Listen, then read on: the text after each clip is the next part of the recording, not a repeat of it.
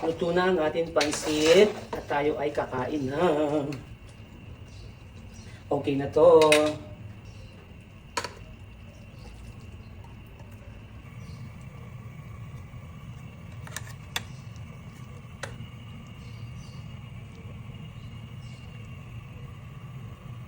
And of course, titikman natin. Ito na yung pansit guys. Nagawa ko. Pawis-pawis ako. Nabis na ako eh.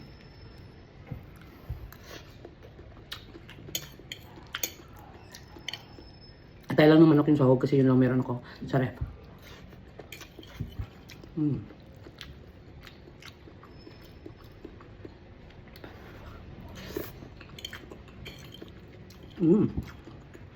Sarap.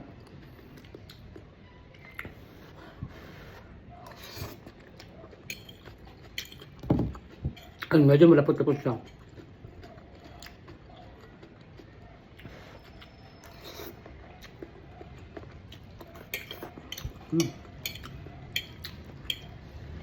Ang sarap ng atay sa pansit, no?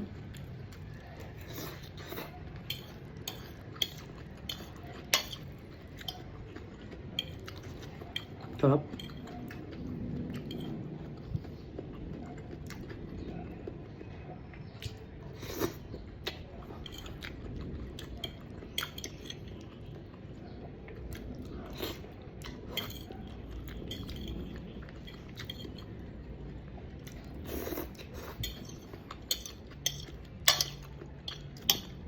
Ito yung gusto ko sa pansit.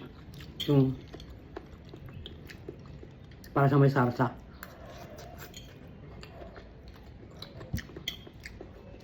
Malapot. Hindi ko nilagyan ng cornstarch or harina guys.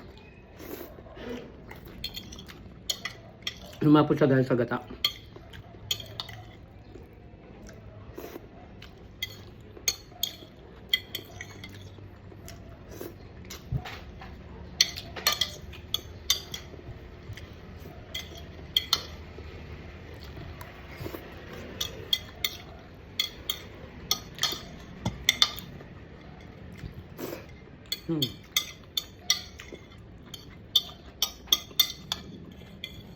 Kaya ang nabanggit ko, gata. Lumapot siya dahil sa atay. Gata ba nabanggit ko? Ayun o. Diba? Kain. May pupunta dito para kain ng pansit ko. Let's see kung magugustuhan nila. O hindi siguro.